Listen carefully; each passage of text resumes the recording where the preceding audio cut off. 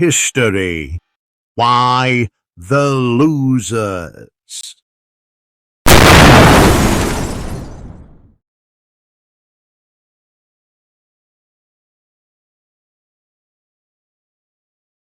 This week, our guest needs no introduction, so I'm not going to give him one.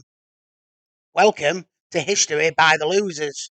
I'm here today with King Henry VIII of England. Losers? What is this show? Your producers told me I'd be talking about my new book. Yes, we can touch on that later. I'm not a loser. Have you heard of the Battle of the Spurs? You mean the battle where your cavalry chased down the French and they ran away? Well, it's not easy making the French give up so easily, is it? Anyway, Henry, we're here to talk about you and get an insight into your life, your backstory, and your perspectives on what happened during your reign. The Tudor dynasty is a famous period in British history, albeit short-lived. Short-lived, you say? Well, yes, relatively speaking, 118 years is fairly short-lived. But I secured my dynasty. I had a son. And wow, did that involve some effort? Oh, well, this is awkward. Your son didn't last all that long, but on the bright side, your younger daughter Elizabeth did well for herself. Little Lizzie? Well, shit. I never thought she'd get near the throne. But surely, she got married and had lots of little Tudor heirs. You mean the Virgin Queen? Not exactly. Perhaps she got the idea from somewhere that marriages were not too rosy for women. Peter, roll the videotape. La la la la la. I'm the Queen of England. Hello, my little Lizzie. I've got some news for you. But, what are you doing? Hello, Daddy.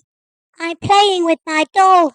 She's the Queen of the castle. Oh, is that your mummy? Yes, Daddy. She's the most beautiful queen that's ever lived. Oh, boy. Actually, that doll might be useful as a visual aid. Can I have a hold of her, my little pumpkin? So, you know how this doll reminds you of your mummy?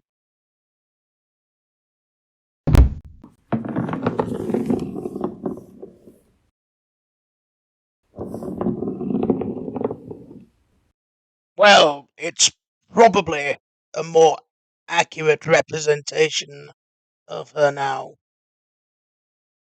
It's awkward. Anyway, Lizzie, I better be going. Things to do, you know. Tally-ho, see you at Christmas.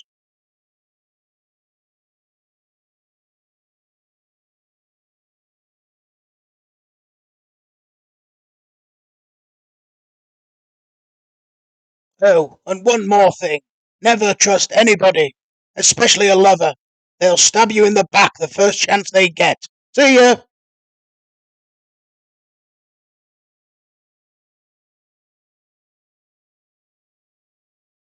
I know what you're thinking, Alan. 2 words. Educational pioneer.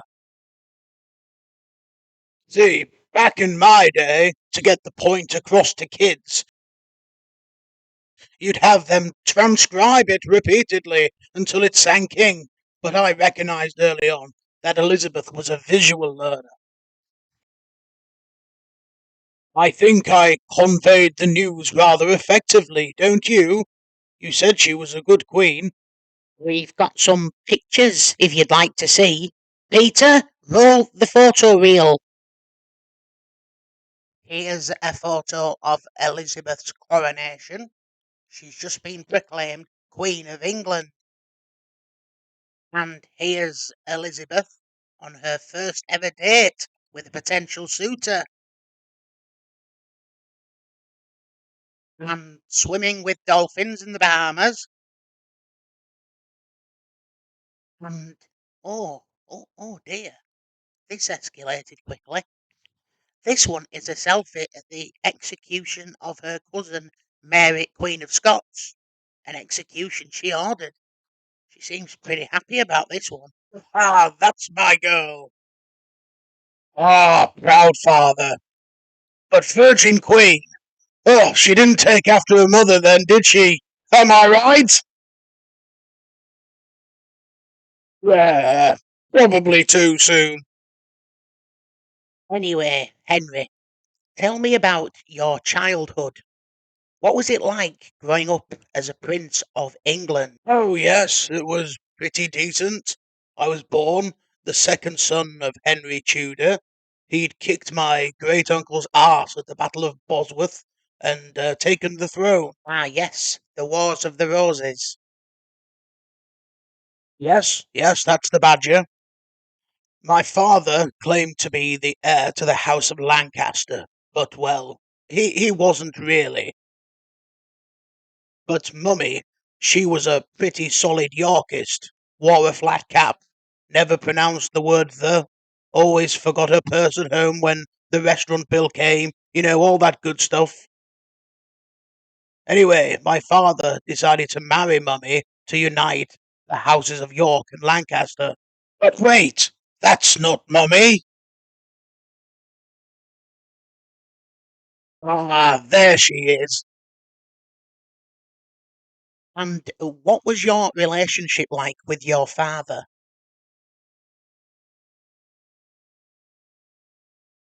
Come here, boy.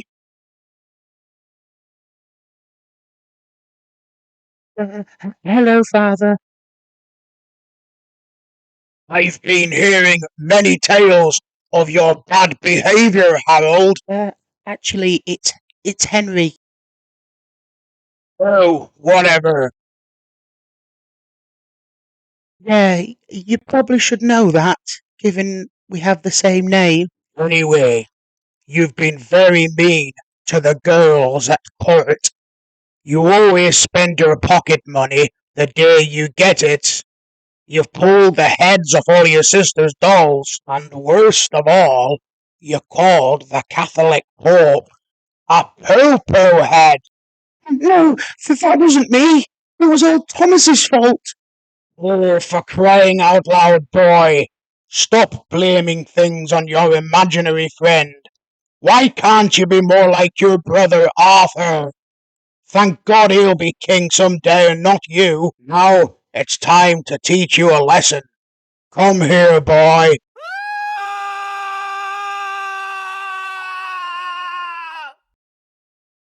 Are you my therapist?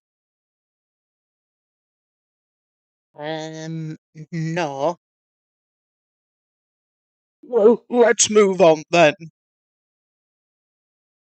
Oh, touched a nerve. Okay, well, what about your brother? Ah, yes, Arthur. Wait, no, not him. Anyway, as I was saying. Oh, for God's sakes, not him either. Yes, that's him. That's the lucky bugger.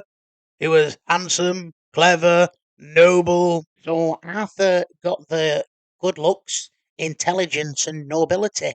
What did you get? Well, I think I was more of a people person.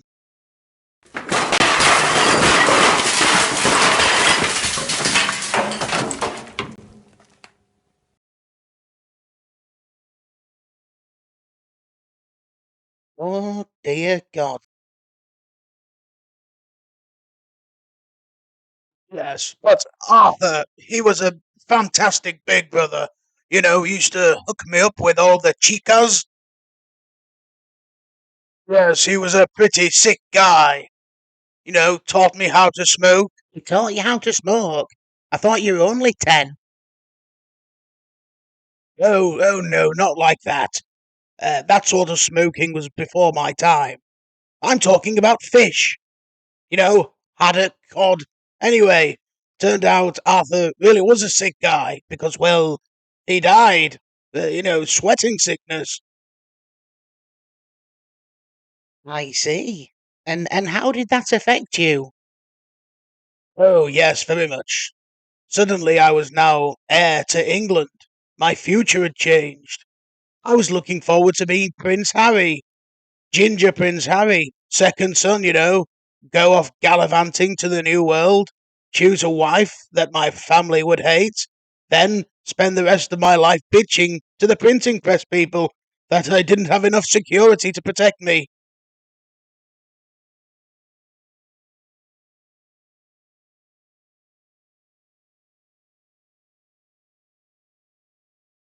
Oh, well done.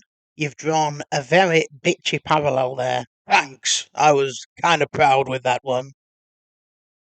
So you're now the heir, and your dead brother has left behind a widow. Is this where the story starts to spice up? Dude, I'm 10 years old. What's wrong with you? Oh, no, I meant if we fast forward a few years. Oh, you've blossomed. If I was 30 years younger. And not a heterosexual, of course. Anyway, back to your dead brother's widow. Yes, I was pretty stacked, wasn't I? It was all the sport I was playing. I was amazing at wrestling, jousting, hunting, archery, and don't get me started on tennis. I was the 16th century's Roger Federer. Honestly, it was unbelievable how I never lost. And do you think that had anything to do with you being king? Is it possible people let you win on purpose to keep themselves in your good graces? No, I don't think that's likely, do you? Actually, you didn't remain unbeaten at wrestling, did you? I seem to recall a story of you having your ass handed to you by Francis I, King of France, at the 1520 Treaty Summit, known as the Field of the Cloth of Gold. In the blue corner, weighing in at 170 pounds, from Cognac, France, of the House of Valois, the Night King, no, not him, Francis of the Big Nose, the King of France, Francis the First. And in the red corner, weighing in at 180 pounds, but not for much longer, from Greenwich, England, the Ginger Ninja. It's Henry VIII of England, Ireland, and France, supposedly.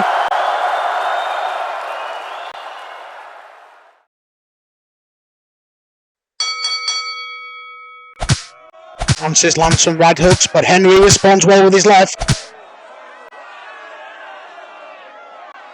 Francis tackles Henry to the floor and pounds him, but Henry reverses and goes for the fish hook. Francis screams like a girl. Oh, so does Henry. Francis climbs the ropes, and oh, what a heavy leg drop. Where's Francis going now? Henry looks in a bad way here.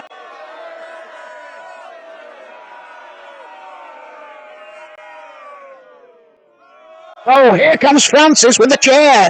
He's a crazy man. Ouch. Francis pins. 1, 2, 3, it's over. The winner, and still King of France, it's Francis the First.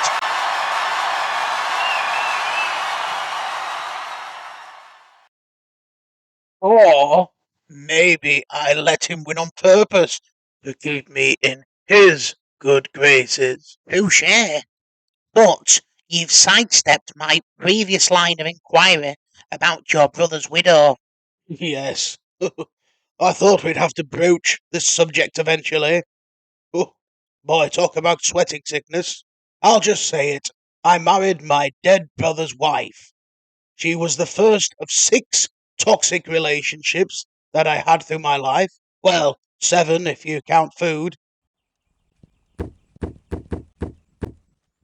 And why did you marry her? Well, it could have been worse. After Mummy died, my father almost married her. Her father had paid a huge dowry for the original marriage, and rather than pay it back, my father thought about marrying her instead. The tight-fisted son of a... Anyway, I don't want to talk about him. So again, why did you marry your brother's wife, Catherine of Aragon? Well, I thought it meant I inherited the throne of Gondor. Nah, jokes. She was hot. Her parents were loaded, the dream scenario. My scientists didn't know at the time, though, that her uterus was primed with militant feminist immune cells, which wiped out all the boy embryos before they had chance to grow.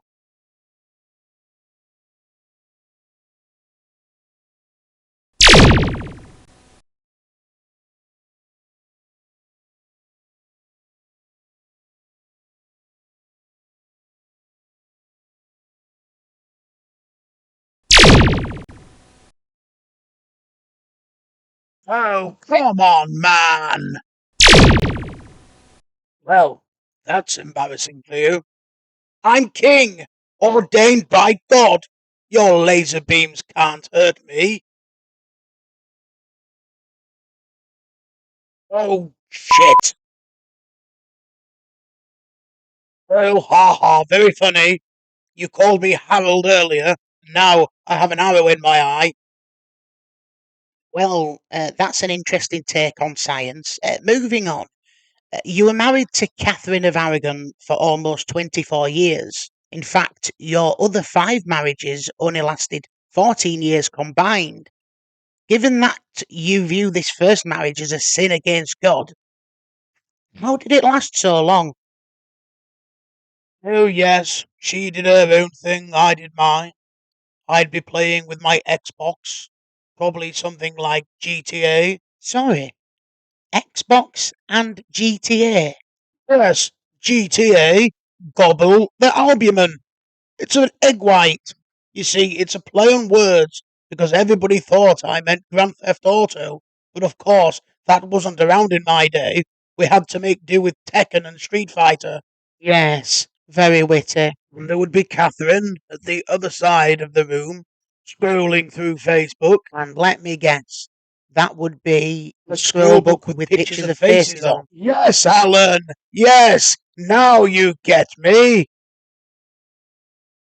And when we weren't together, Catherine had her many ladies in waiting to keep her company. But sometimes they kept me company as well, if you get my drift. We were both still young. We only had one surviving child, a daughter, Mary, but then we weren't young anymore. Well, she wasn't. She was 6 years older than me. I wouldn't use the word cougar, but you know what I mean.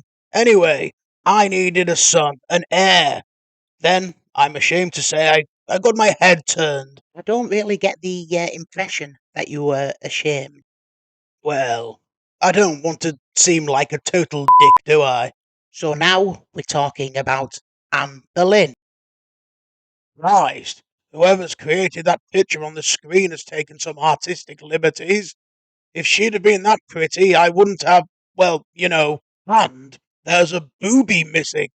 Have you got Hans Holbein doing your artwork? Obviously not, because he's dead. More on him in the next episode. And the lady who's caught your attention, this would be Anne Boleyn.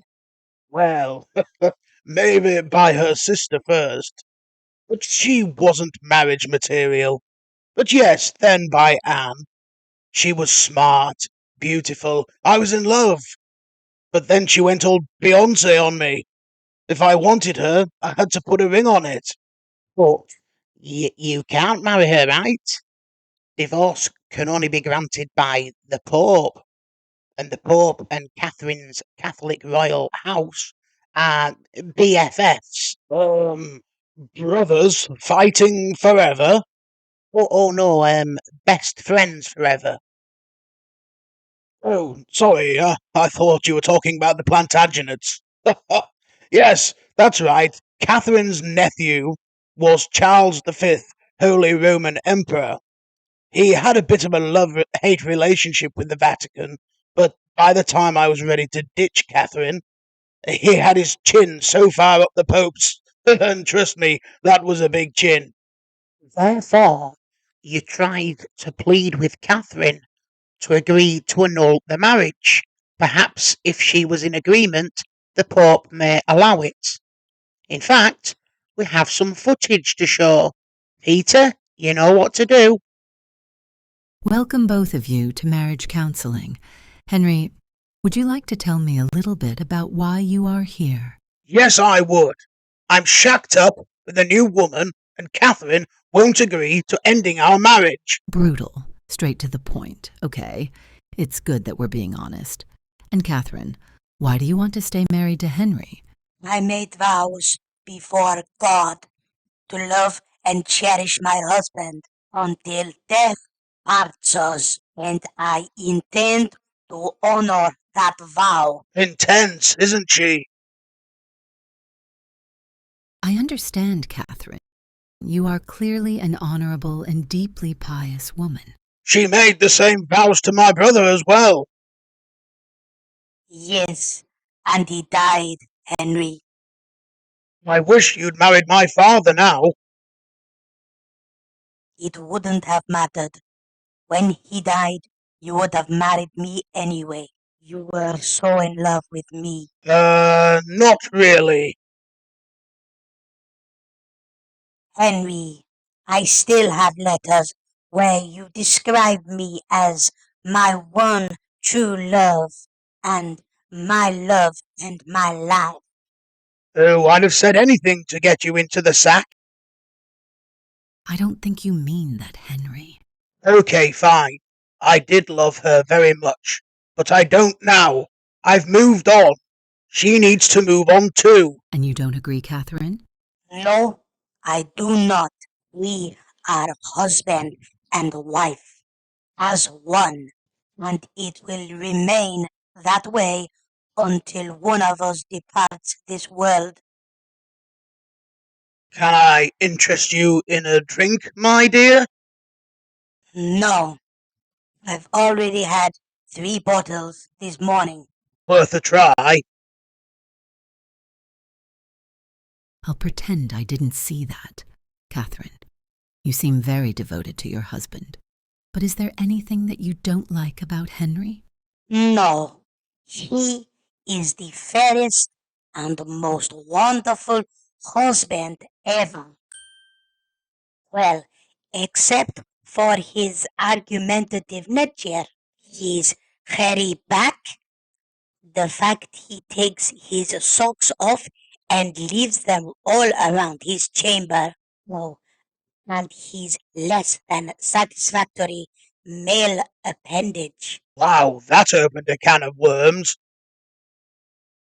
And he's a terrible father. It seems like you'd be better off without him. I'm a 16th century Catholic woman.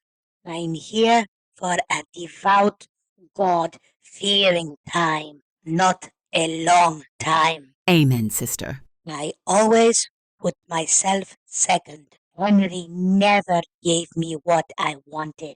Once I told him I wanted more in the relationship. Did you get it?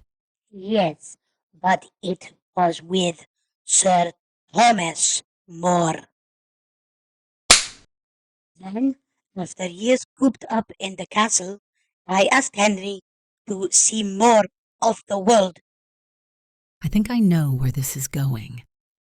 I'm just glad I didn't ask him to take me bowling. Haha. People in my life sound like other words. Girl, if my man treated me like that, I'd be on the first boat back to Madrid, and I'd take the kid with me. Whoa, you're not taking my daughter away. She's the only thing I've got. Well, she's a placeholder until my new wife gives me sons. Then I'll probably disinherit her. Speaking of your daughter, how do you think the breakdown of your relationship is affecting her? Very much. Her behavior and attitude have deteriorated since she found out what her father was doing. Oh, give it a rest, Catherine. You and I both know Mary was messed up from day one. Her first words were, "Burn the Protestants." Well, I wonder where she gets that evil streak from. You're inbred family, maybe? It's not me. I kinda like Protestants now.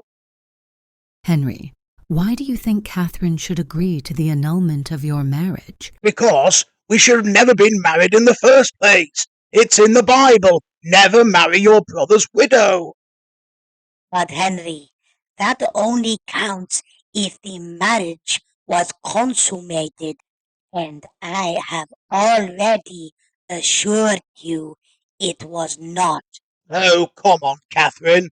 Two teenagers, shacked up together in Ludlow Castle for months, away from their parents' listening ears. You can't expect me to believe that. If it was anything like our wedding night, he'd have had to beat you back with a stick. That is not true. Well, I think this brings our meeting to a close. Henry said he won't pay for an additional hour because he's spent all his money on women's jewelry. For me? Deluded. It doesn't feel like we've made much progress today, but if you keep coming back, we might. No thanks. I'll try and twist the Pope's arm, and if that doesn't work, I'll kick the shit out of 1,000 years of English religious continuity until I get what I want. And, true to his word, Henry did just that. The end. We're not quite at the end just yet. Who the hell was that guy? Anyway, looks like Catherine is playing hardball.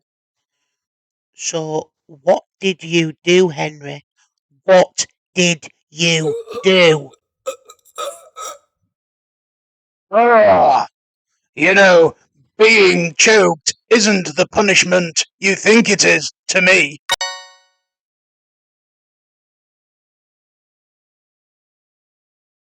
Well, the Pope was a no-go. Luckily, Anne and her bros kept giving me books for light reading about Martin Luther's Protestant Revolution. Nope, no way, I'm not biting this time. It was awesome. In Germany and Scandinavia, there were rulers rejecting papal authority, taking power over the church in their own states, only answerable to God Almighty. I thought, yeah, that seems kind of sick. You know how hard it is not to be able to do what you want because the father of Rome tells you can't do it. It's interesting that you refer to the Pope as father. Nice fucking try.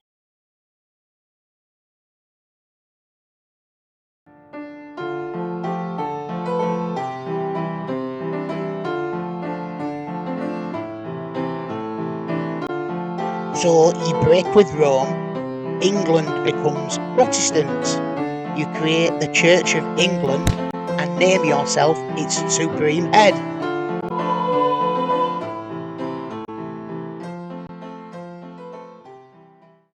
Correct, Alan. And what about Catherine? Well, she had her chance, man. I told her if she accepted Anne as the new queen, and me as head of the church, she'd have a decent crack at the rest of her life. But she didn't, did she? No, she did not. Well, before this interview, I was reading the letter she wrote to you a few years after the divorce when she knew she was dying. Very touching, wasn't it?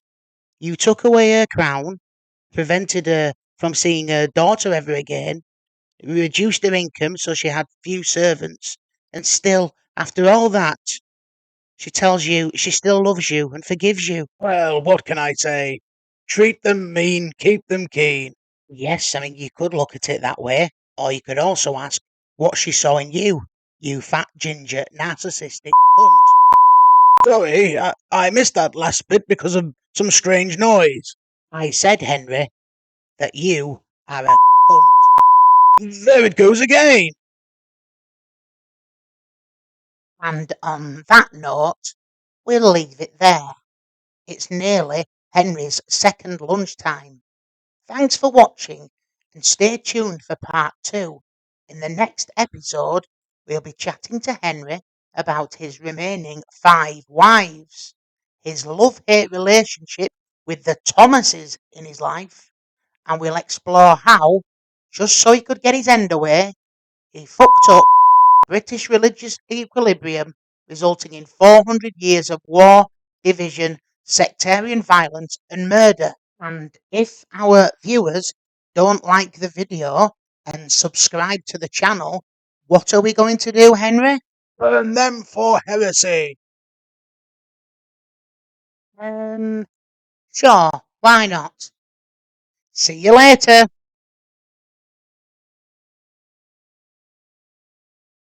Thanks for tuning in today. This is the first video for our brand new channel, so we'd really appreciate your support. But I'm not going to beg. We hope you enjoyed it. If you did, please like, subscribe and share it with your friends, if you have any. If you were offended, well, that sucks for you.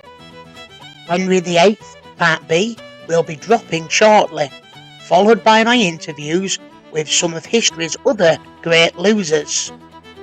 I'm Alan Barnabas Hastings, and until next time, don't you be a loser.